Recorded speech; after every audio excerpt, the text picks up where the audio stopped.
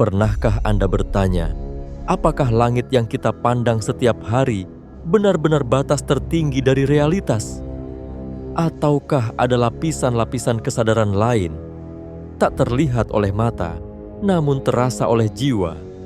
Tempat jejak makrifat ditorehkan oleh makhluk dan kesadaran yang telah melampaui bentuk?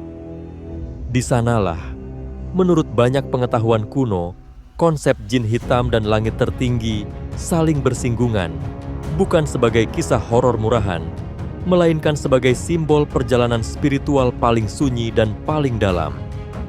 Dalam banyak tradisi hikmah timur, hitam bukan selalu berarti kegelapan. Ia justru melambangkan ketiadaan bentuk, fase di mana cahaya tidak lagi terpecah oleh warna. Dan langit tertinggi bukan sekadar ruang di atas awan, melainkan keadaan kesadaran yang hanya bisa disentuh oleh mereka yang telah menundukkan ego, waktu, dan rasa memiliki. Video ini tidak akan mengajak Anda untuk mempercayai sesuatu secara membabi buta, tetapi mengajak Anda merenung, menyimak, dan membaca tanda-tanda yang sering luput dari perhatian manusia modern. Kita akan menelusuri jejak makrifat di alam tak terlihat. Bagaimana para arif di masa lampau memahami keberadaan jin bukan sebagai musuh manusia, tetapi sebagai cermin dari tahapan eksistensi. Kita akan berbicara tentang langit demi langit, bukan dengan bahasa astronomi, melainkan dengan bahasa kesadaran.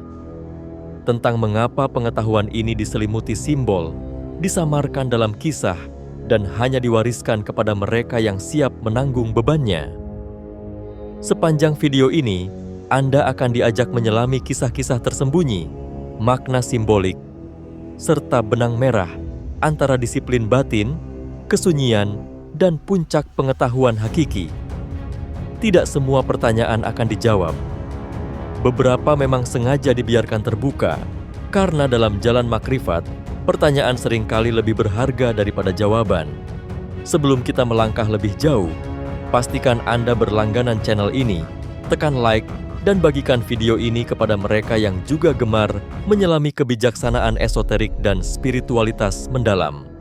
Dukungan Anda adalah energi agar perjalanan ini terus berlanjut. Jika kita menengok ke belakang, jauh sebelum istilah mistik dipersempit menjadi dongeng atau takhayul, pengetahuan tentang alam tak terlihat justru dianggap sebagai ilmu tingkat tinggi. Di Timur Tengah, Nusantara, hingga wilayah Persia dan Andalusia, para arif dan pencari hikmah memahami bahwa realitas tidak berhenti pada apa yang kasat mata. Mereka berbicara tentang lapisan-lapisan langit, bukan sebagai lokasi fisik, melainkan sebagai tingkatan wujud dan kesadaran. Dalam manuskrip-manuskrip tua yang kini tersimpan di perpustakaan sunyi, atau bahkan telah hilang dimakan waktu, jin digambarkan bukan semata makhluk pengganggu. Mereka adalah entitas yang hidup di antara dimensi, tidak sepadat manusia, namun tidak pula seterang malaikat. Di titik tertentu, dalam hierarki eksistensi ini, muncul simbol yang kelak disalahpahami. Jin hitam. Bukan ras, bukan spesies, melainkan keadaan. Hitam sebagai lambang fana, lenyapnya identitas, hilangnya cahaya ego, dan kembalinya kesadaran pada sumbernya. Filosofi ini sejajar dengan pemahaman para sufi awal tentang langit tertinggi. Langit bukan arah ke atas, melainkan perjalanan ke dalam. Setiap langit adalah tahapan penyucian. Dari nafsu yang paling kasar hingga kesadaran yang nyaris tak terdefinisikan. Pada tahap tertentu, bahasa manusia runtuh. Maka para arif menggunakan simbol gelap, sunyi, hening, hitam. Disitulah makrifat tidak lagi dipelajari, tetapi dialami. Menariknya, pengetahuan ini jarang diajarkan secara terbuka. Bukan karena ia berbahaya, tetapi karena tidak semua orang siap. Dalam sejarah, banyak ajaran disamarkan dalam kisah, perumpamaan, atau mitos, agar hanya mereka yang memiliki mata batin yang mampu membacanya. Ketika zaman berubah, dan manusia mulai mengukur kebenaran hanya dengan logika dan angka, ilmu-ilmu ini pun dianggap usang, bahkan ditakuti. Di Nusantara sendiri, jejak pemahaman ini masih terasa dalam laku tapa, semedi, dan istilah-istilah seperti langit batin, alam alus, atau lelaku sepi. Sayangnya, makna filosofisnya perlahan terkikis, digantikan oleh cerita sensasional tanpa kedalaman. Jin direduksi menjadi hantu, langit menjadi sekadar ruang kosong. Di titik ini, saya ingin mengajak Anda ikut terlibat. Coba tuliskan di kolom komentar, video ini sudah sampai ke kota mana saja? Apakah sampai ke desa, kota kecil, atau bahkan ke luar negeri? Dan sejauh mana pemahaman tentang dunia tak terlihat masih hidup di lingkungan Anda? Karena memahami konteks sejarah dan filosofi bukan sekadar bernostalgia. Ia adalah kunci untuk membuka lapisan berikutnya, tempat kita mulai memahami mengapa jin hitam dan langit tertinggi selalu dikaitkan dengan jalan makrifat, dan mengapa hanya sedikit yang benar-benar menapakinya. Untuk memahami jin hitam dan hubungannya dengan langit tertinggi, kita perlu melepaskan satu kebiasaan lama, melihat segalanya sebagai bentuk fisik. Dalam pengetahuan esoterik, yang paling penting bukan siapa atau apa, melainkan pada tingkat kesadaran apa sesuatu itu berada. Disinilah banyak kesalahpahaman bermula. Jin hitam sering dibayangkan sebagai makhluk tertentu, berwujud gelap, menakutkan, dan berbahaya. Namun dalam pembacaan para arif, hitam justru menandai fase sebelum cahaya, seperti benih yang tertanam di dalam tanah, gelap, sunyi, tak terlihat, namun menyimpan potensi kehidupan. Hitam adalah keadaan ketika kesadaran belum terpecah oleh dualitas, baik buruk, aku kamu, terang gelap. Bayangkan sebuah malam tanpa bulan di tengah padang pasir. Tidak ada bayangan, tidak ada arah, hanya kesunyian total. Bagi kebanyakan manusia, kondisi ini menakutkan. Namun bagi pencari makrifat, inilah pintu. Karena ketika semua bentuk lenyap, yang tersisa hanyalah kesadaran murni. Dalam simbolisme inilah jin hitam dipahami, bukan sebagai entitas yang dikejar atau dipanggil, tetapi sebagai cerminan kondisi batin pada lapisan eksistensi tertentu. Langit tertinggi, dalam konteks ini, bukan tujuan akhir yang bisa dicapai dengan ambisi. Ia justru hadir ketika ambisi runtuh.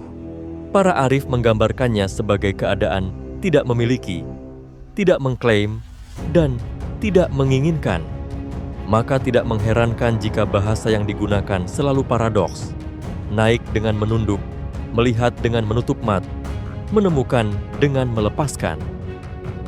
Dalam kisah-kisah kuno, ada gambaran tentang makhluk yang telah lama menempuh perjalanan kesadaran hingga tidak lagi terikat pada cahaya ataupun kegelapan. Mereka berada di wilayah antara, bukan karena terjebak, tetapi karena telah melampaui. Di wilayah inilah simbol jin hitam ditempatkan. Ia bukan puncak kekuasaan, melainkan puncak peniadaan diri. Namun disinilah jebakan pertama bagi pencari.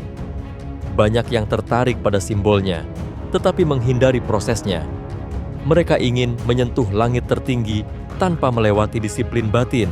Padahal, setiap lapisan langit menuntut kejujuran yang semakin tajam. Tidak ada yang bisa disembunyikan. Ketakutan, kesombongan, bahkan niat yang samar, semuanya terbuka. Karena itu, pengetahuan ini selalu disampaikan secara tidak langsung. Metafora, kisah, dan simbol bukan untuk mengaburkan kebenaran, tetapi melindungi mereka yang belum siap. Seperti cahaya terlalu terang bagi mata yang lama berada di gelap. Pada titik ini, mungkin muncul pertanyaan dalam diri Anda. Jika jin hitam adalah keadaan, lalu di mana posisi manusia? Pertanyaan ini sengaja saya biarkan menggantung. Karena pada bagian berikutnya, kita akan masuk lebih dalam, membahas hubungan antara manusia, jin, dan langit tertinggi sebagai satu spektrum kesadaran. Di sanalah mitos akan kita luruhkan perlahan. dan makna yang tersembunyi mulai menampakkan diri. Ketika pembahasan tentang jin hitam dan langit tertinggi sampai ke tahap ini, kita memasuki wilayah yang sering diselimuti kabut mitos. Banyak cerita lahir, namun tidak semuanya berakar pada pemahaman. Sebagian terbentuk dari ketakutan, sebagian lagi dari hasrat manusia untuk menguasai sesuatu yang seharusnya dilewati dengan kerendahan hati. Salah satu kesalahpahaman terbesar adalah anggapan bahwa langit tertinggi adalah tempat kekuasaan tertinggi, seolah-olah siapapun yang mencapainya akan memiliki kemampuan luar biasa, kendali atas makhluk halus, atau keistimewaan yang memisahkan dirinya dari manusia lain. Padahal, dalam laku makrifat, semakin tinggi langit yang disentuh, semakin kecil rasa memiliki. Yang bertambah bukan kuasa, melainkan tanggung jawab batin. Disinilah simbol jin hitam kembali disalahartikan. Banyak narasi populer menggambarkannya sebagai pemimpin, raja, atau entitas tertinggi dalam dunia jin. Namun, dalam pembacaan yang lebih dalam, jin hitam justru melambangkan keadaan pasca identitas. Bukan raja, bukan bawahan, tidak lagi terikat struktur, seperti api yang telah padam, bukan karena lemah, tetapi karena tidak lagi membutuhkan bahan bakar. Para arif kerap mengingatkan bahwa manusia dan jin berada dalam satu spektrum penciptaan, namun dengan kepadatan yang berbeda. Manusia padat oleh tubuh dan waktu. Jin lebih halus, lebih cepat, namun tetap terikat kehendak. Langit tertinggi bukan milik salah satu, karena ia bukan wilayah. Ia adalah keadaan hadir sepenuhnya tanpa klaim. Maka siapapun, manusia atau jin yang masih menyimpan ambisi, belum menyentuhnya. Ada pula mitos tentang komunikasi dan perjanjian. Banyak yang percaya bahwa mendekati jin hitam berarti membuka jalan pintas menuju pengetahuan. Padahal jalan pintas justru menjauhkan. Pengetahuan sejati tidak ditransfer seperti barang, tetapi tumbuh seiring penyucian niat. Karena itu, teks-teks lama selalu menekankan adab sebelum ilmu. Tanpa adab, ilmu berubah menjadi beban. Fakta yang jarang dibicarakan adalah ini. Semakin tinggi kesadaran seseorang, semakin ia tidak ingin dikenal. Banyak figur yang mencapai kedalaman batin justru menghilang dari catatan sejarah. Mereka tidak meninggalkan nama, hanya jejak pengaruh. Inilah sebabnya mengapa makrifat sering disebut sebagai ilmu tanpa saksi. Paradoksnya, justru ketika manusia berhenti mengejar pengalaman luar biasa, pengalaman itu datang sebagai konsekuensi alami. Bukan dalam bentuk penglihatan spektakuler, tetapi kejernihan. Bukan suara dari alam lain, tetapi keheningan yang menata ulang cara memandang hidup. Maka, jika selama ini jin hitam dianggap ancaman atau objek, barangkali masalahnya bukan pada konsep itu sendiri, melainkan pada cara kita memandang kegelapan. Kita lupa bahwa gelap adalah ruang istirahat cahaya. Tanpa gelap, tidak ada kedalaman. Setelah memahami jin hitam dan langit tertinggi sebagai simbol kesadaran, pertanyaan terpenting muncul. Apa gunanya semua ini dalam hidup sehari-hari? Makrifat bukan untuk menjauhkan manusia dari dunia, tetapi justru membuatnya hadir sepenuhnya di dalam dunia tanpa diperbudak olehnya. Langkah pertama adalah melatih keheningan batin, bukan dengan mengosongkan pikiran secara paksa, tetapi dengan menyadari arus pikiran tanpa terlibat. Luangkan waktu sejenak setiap hari, di pagi yang hening atau malam yang sunyi, untuk duduk diam. Perhatikan napas, bukan untuk mengaturnya, tetapi untuk menyaksikannya. Dalam tradisi arif, kesadaran yang mengamati inilah pintu awal menuju langit batin. Latihan kedua adalah meluruskan niat dalam setiap tindakan. Dalam laku makrifat, niat adalah kompas. Sebelum berbicara, bekerja, atau mengambil keputusan, tanyakan secara jujur, apakah ini lahir dari keinginan untuk menguasai atau untuk memahami? Pertanyaan sederhana ini perlahan meluruhkan ego. Inilah makna praktis dari hitam.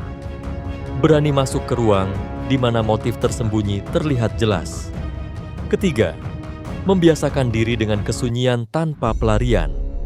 Banyak orang takut diam karena di sanalah suara batin terdengar paling jelas. Kurangi kebisingan yang tidak perlu, baik dari layar, percakapan kosong, maupun distraksi berlebih. Kesunyian bukan menjauh dari manusia, melainkan membersihkan ruang agar kehadiran menjadi utuh. Ada pula laku refleksi yang sering dilupakan. Mengamati reaksi diri saat tidak dihargai, tidak dipuji, atau tidak terlihat. Disitulah ujian sesungguhnya. Jika batin gelisah, berarti masih ada keterikatan. Jika tenang, berarti satu lapisan langit telah terlewati. Ini bukan tentang menjadi dingin, tetapi menjadi jernih. Namun perlu diingat, jalan ini bukan tanpa rintangan. Salah satu jebakan terbesar adalah merasa sudah sampai. Perasaan lebih tahu, lebih dalam, atau lebih spiritual justru menandakan langkah mundur. Dalam makrifat, kerendahan hati bukan sikap moral, melainkan konsekuensi alami dari pemahaman. Hindari pula mencari pengalaman ekstrem atau tanda-tanda gaib sebagai pembuktian. Kejernihan batin sering datang dengan sangat sederhana. Keputusan yang lebih tepat, emosi yang tidak meledak, pandangan yang lebih luas. Inilah buahnya. Pada akhirnya, jejak makrifat tidak terlihat oleh mata orang lain. Ia hadir dalam cara Anda mendengar, menilai, dan merespon kehidupan. Jin hitam dan langit tertinggi bukan sesuatu di luar diri. Mereka adalah peta batin bagi siapapun yang berani berjalan ke dalam. Kita telah berjalan cukup jauh. Dari simbol jin hitam yang selama ini disalahpahami, hingga langit tertinggi yang ternyata bukan tempat, melainkan keadaan. Dari kisah-kisah kuno yang diselubungi metafora, hingga penerapannya yang sunyi namun nyata dalam kehidupan sehari-hari. Semua benang ini bertemu pada satu titik. Makrifat bukan tentang mengetahui lebih banyak, tetapi tentang melepaskan lebih dalam. Jin hitam, dalam pemahaman ini, bukanlah makhluk untuk ditakuti atau dikejar. Ia adalah simbol fase ketika kesadaran tidak lagi mencari cahaya sebagai identitas. Dan langit tertinggi bukan hadiah bagi yang ambisius, melainkan konsekuensi alami bagi mereka yang rela menanggalkan kepemilikan batin. Di sanalah manusia berhenti bertanya, "Siapa aku?" dan mulai hadir sebagai yang menyaksikan. Pengetahuan ini sengaja tidak ramai. Ia tidak memanggil massa, tidak menjanjikan keistimewaan, dan tidak menawarkan jalan pintas. Karena jalan makrifat selalu sempit, bukan karena eksklusif, tetapi karena jujur. Ia menuntut keberanian untuk melihat diri tanpa topeng, tanpa pembenaran. Mungkin setelah video ini, tidak ada perubahan dramatis yang langsung terasa. Tidak ada tanda-tanda luar biasa.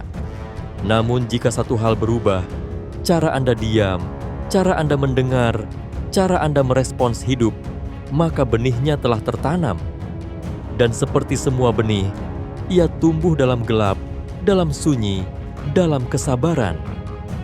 Sebelum kita berpisah, saya ingin meninggalkan Anda dengan satu pertanyaan, bukan untuk dijawab di kolom komentar, tetapi untuk direnungkan dalam keheningan. Jika semua identitas dilepaskan dan semua cahaya diredupkan, siapa yang tersisa untuk menyaksikan? Jika Anda merasa pembahasan ini memberi perspektif baru, dukung channel ini dengan berlangganan, tekan like, dan bagikan video ini kepada mereka yang juga berjalan di jalur pencarian batin. Tulis di komentar pemikiran Anda, bukan untuk diperdebatkan, tetapi untuk saling menyimak. Karena dalam dunia yang semakin bising, mungkin arah justru ditunjukkan oleh kesunyian. Dan siapa tahu, jejak makrifat yang Anda cari selama ini tidak pernah berada di luar diri.